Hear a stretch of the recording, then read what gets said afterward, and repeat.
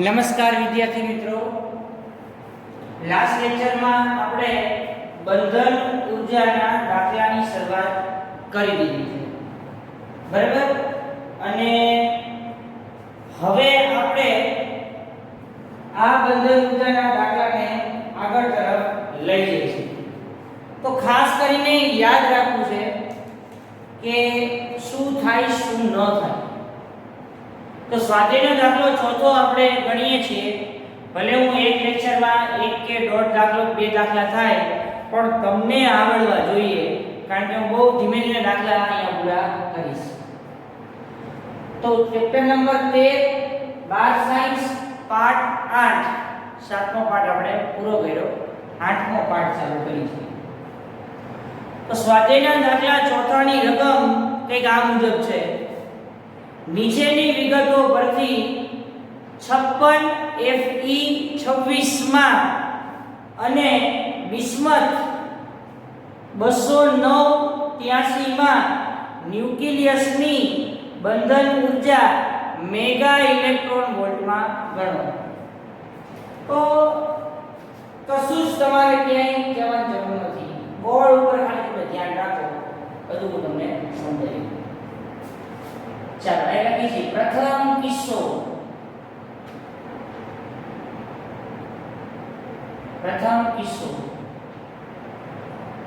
Iron માટે.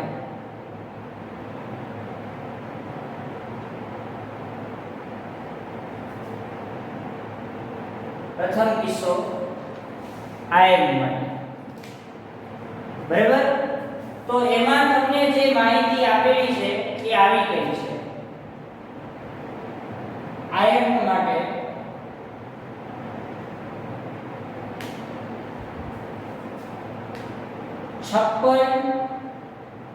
Fe 26 માં સૌથી પહેલા 26 માં, ચાલો વિગતવાર બધું જ લખતા જઈશું, અહીંયા ધ્યાન રાખજો. 26 માં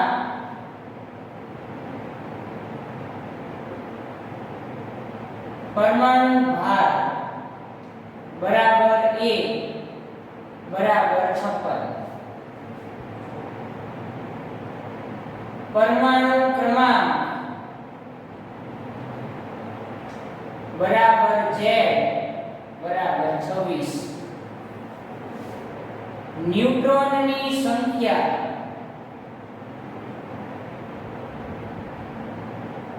બરાબર N બરાબર A માઈનસ Z.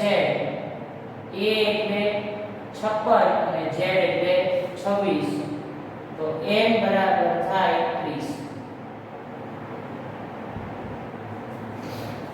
56 માઈનસ 26 એટલે 30 જેવી તમને સંખ્યા મળી છે. હવે આની આપણે બંધન ઊર્જા શોધવાની છે. તો આપણી પાસે બંધન ઊર્જાનું સૂત્ર આવું છે. બંધન ઊર્જાનું સૂત્ર EB બરાબર ડેલ્ટા mc². આને આપણે કહી દઈએ સમીકરણ નંબર 1, બરાબર? દળ ક્ષતિ બરાબર ઓલાની જેમ જ તે દળ ક્ષતિ બરાબર ડેલ્ટા m બરાબર mmn plus zmp minus total દળ Fe. ડેલ્ટા m બરાબર n ની જગ્યાએ કેટલા મૂકું? 30.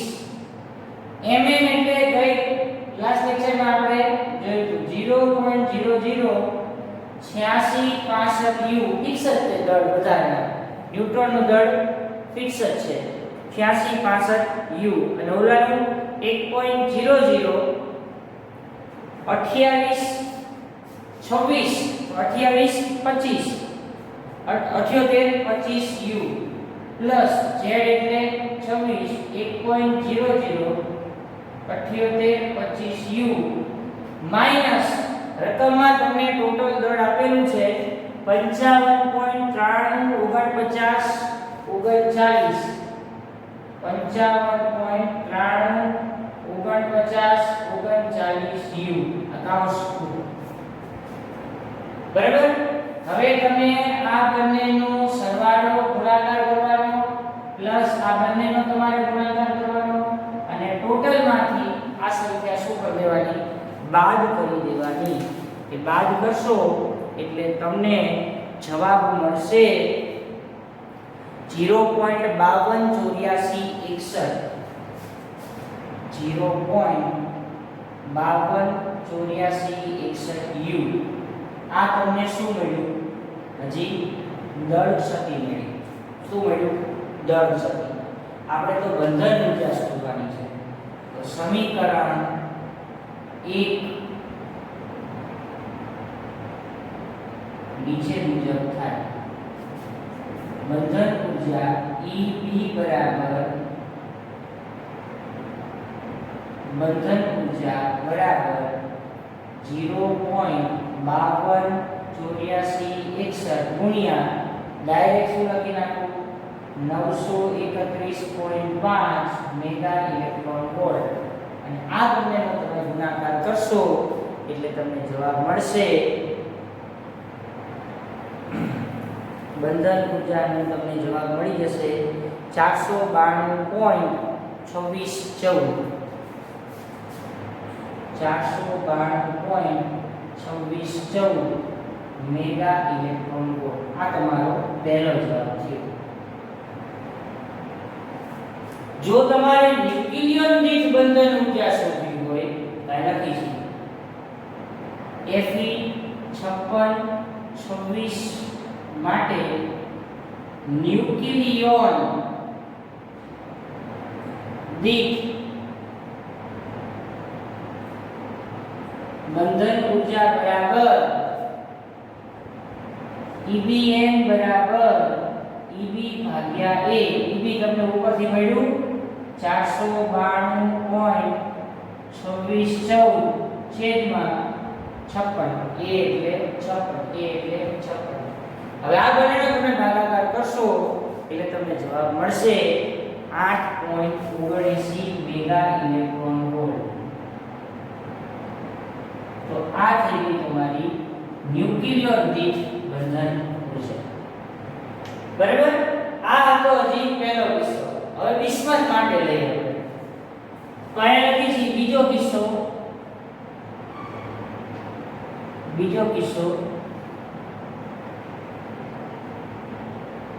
બિસ્મથ માટે.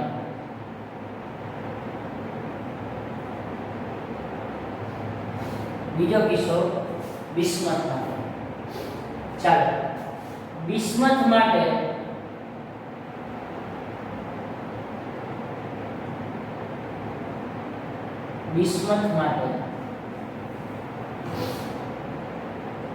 BI 209.83 માં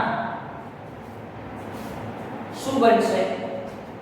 સૌથી પહેલા તો પરમાણુ ભાર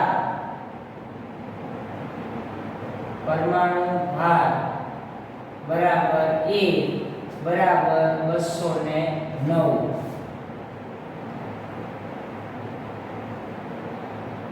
પરમાણુ ક્રમાંક બરાબર Z બરાબર 83.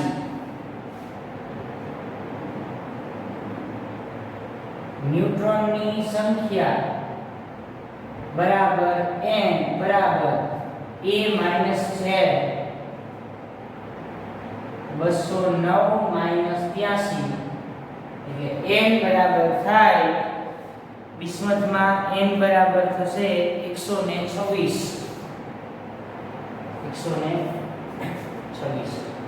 બરાબર. તો બંધન ઊર્જા બરાબર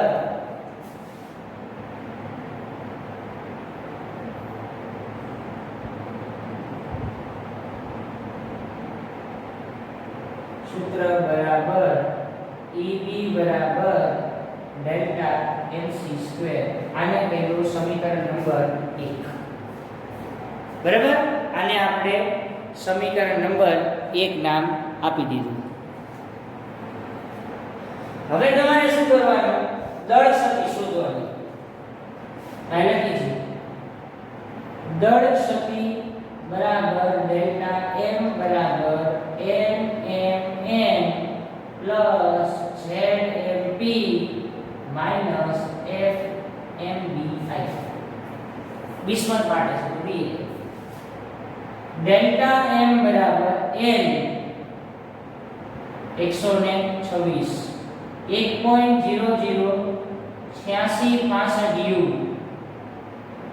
83 MP 1.007825 U કાઉન્સ પૂરો માઈનસ બિસ્મથનું દળ તમને રકમમાં આપેલું છે 208.980388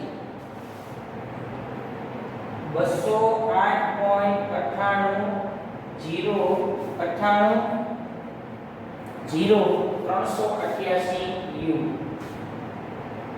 અકાઉન્ટ પૂરો શું કરશો આ બંનેનો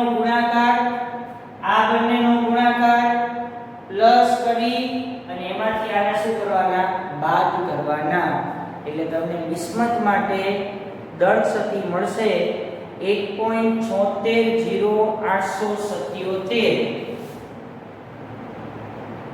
1.760,877 U આ તમને મળી ગઈ દળ ક્ષતિ હવે સમીકરણ 1 નીચે મુજબ થાય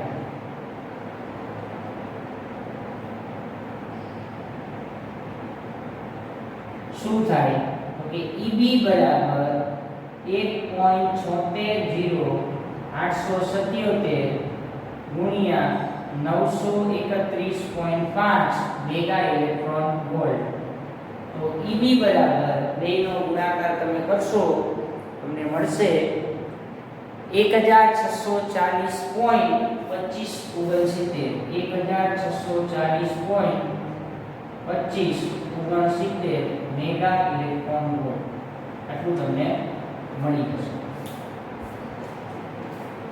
ક્લિયર હવે ન્યુક્લિયન દીઠ બિસ્મથ 209 માટે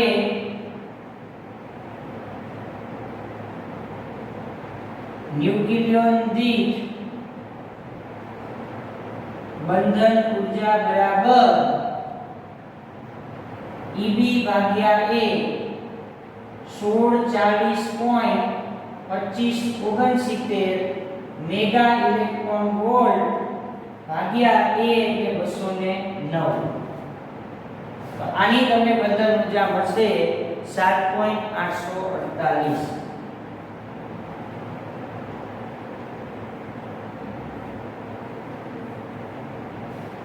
ચાલો ક્લિયર તો આ હતો એ તમારો હતો સ્વાધ્યાયનો દાખલો ચોથો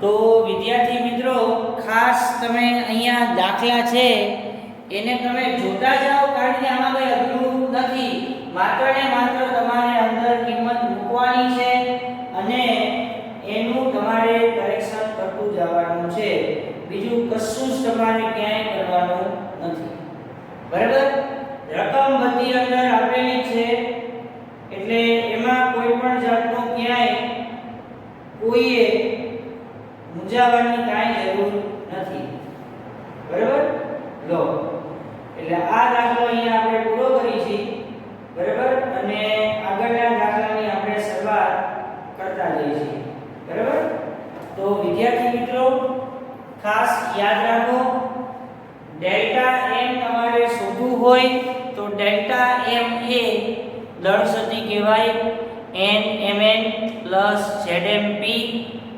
માઈનસ ન્યુક્લિયસનું જે ટોટલ દળ આપેલું છે એ બરાબર બીજી વાત એ તમને કહી દઉં આપણે જે ગઈકાલે ઓનલાઈન લેક્ચર જે લીધો છે એ પણ આ જ ચેપ્ટરનો છે એટલે તમને એમાં હું રિવિઝન કરાવતો જઈશ બાકી જે તમારે વિડિયો લેક્ચર પહેલા બીજા ચેપ્ટરના જે આવે છે એ તો તમારે જોતા જ રહેવાના છે એમાં જે ડિફિકલ્ટી હશે એ આપણે જ્યારે સ્કૂલ ચાલુ થાય રાબેતા મુજબ ત્યારે આપણે એનું સોલ્યુશન કરાવી દઈશું બરાબર તો આ ચેપ્ટરમાં આ પાર્ટમાં આ એક દાખલો રાખી છે અત્યારે, પછી નેક્સ્ટ લેક્ચરમાં આપણે બીજા દાખલાનો અભ્યાસ પણ કરીએ, બરાબર, અને એક આખી આપણે થિયરી પણ જોશું. Okay, thank you.